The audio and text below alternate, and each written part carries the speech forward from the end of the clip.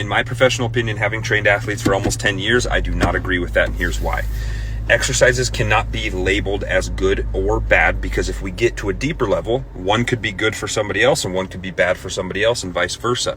So what is the criteria of a good or bad exercise? It doesn't make sense. What does make sense is human movement. A bad push press can be bad, but a good push press can be good. So the exercise itself cannot be bad. It's the movement while doing that exercise. Does that make sense?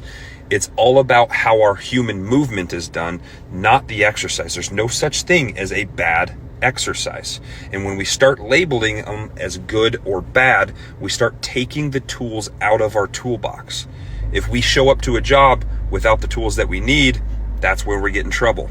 In sport, that's where we get injured. In real sport, in the professional world, that's where your paycheck goes down the toilet. So we have to think of these as tools in the toolbox rather than good or bad, because good or bad takes tools out of our toolbox, and there's no such thing as a good or bad exercise. But there is such thing as good movement and bad movement.